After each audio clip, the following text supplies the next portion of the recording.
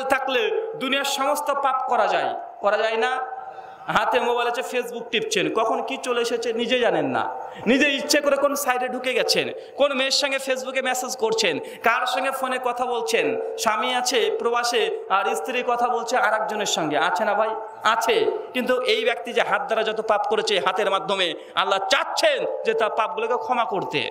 আল্লাহ নবী এরপরে বলছে, বান্দা যখন কুলি করে, অজু করার সময় কুলি করছেন না, গার্গিল করছেন না, নাক দিয়ে পানি টানছেন না, কান মাসা করছেন না, মুখকে ধৌত করছেন না, আল্লাহ নবী বলছে যে এই কাজগুলো করে তার মুখ দ্বারা, নাক দ্বারা, কান দ্বারা যে সব অন্যায়গুলো করেছে, যে পাপগুলো করেছে, সমস্ত পাপ আল্লাহ এই পানির মাধ্যমে দাড়ির মাঝখান দিয়ে পানির ফোঁটা যখন পড়ছে সমস্ত গুনাহগুলো ঝরে ঝরে পড়ে যাচ্ছে।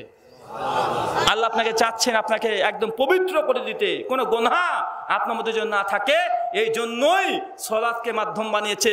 কিন্তু আমরা সলাতের ব্যাপারে গাফিল আছি না? নাই, আছি। মনে রাখবেন, আল্লাহ নবী বলছেন বান্দা যখন তার এই পাটাকে ধুচ্ছে, টাকনু পর্যন্ত এতদূর ধৌত করছে, ধোয়ার সময়তে পা দ্বারা যত অন্যায় করেছে সমস্ত পাপ ওই অজুর পানি দিয়ে ভেসে ভেসে চলে যাচ্ছে। ভাই, পা দিয়ে আমরা অপরাধ করি কি করি না? হারাম জায়গাতে যাই। আল্লাহ নবী বলছেন বাজার সবচেয়ে নিকৃষ্ট জায়গা আর সবচেয়ে উত্তম জায়গা মসজিদ। ভাই, আমরা মসজিদে থাকতে পছন্দ করি না বাজারে বেশি পছন্দ করি? মসজিদে তো শুধু ঠক করে মারতে যাই, মানে যত পারে তাড়াতাড়ি মসজিদ থেকে বের হো, আছে না? নাই, আছে। আর বাজারে গিয়ে আড্ডা মারছে। বাজার আপনারা পা, মুসলিম পা অনর্থক বাজারে যাবে না। মুসলিম পা কি হবে না বলেন তো ভাই? অনর্থক বাজারে যাবে না। এটা মুসলিম পা, এটা মসজিদে যেতে পারে, কিন্তু অনর্থক কোথায় যাবে না? বাজারে যাবে না। তো এই মাধ্যম আল্লাহ নবী বলছেন বান্দা যখন সলাতে দাঁড়িয়ে যায়, যখন রুকু করে, তার শরীরে যত পাপ আছে সব দুই কাঁধে পুরো চাপিয়ে দেয় আল্লাহ। তারপর সিজদা করবে, সিজদার কারণে শরীরে যত পাপ আছে, যতবার সিজদা করছে তত পাপ তার মাথা থেকে ঝরে ঝরে পড়ে যাচ্ছে। এটা সলাতের ফজিলত।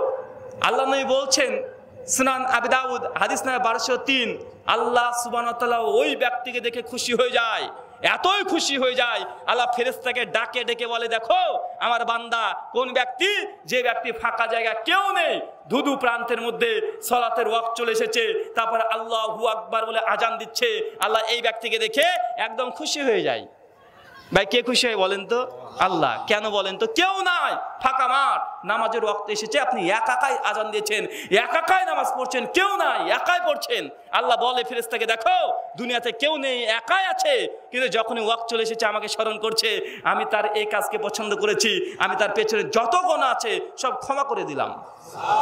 সালাত মানে কি বলেন তো ভাই? ক্ষমা। দেখেন, ক্ষমা হচ্ছে, আপনার গুনাহ ক্ষমা হচ্ছে অজুর মাধ্যমে।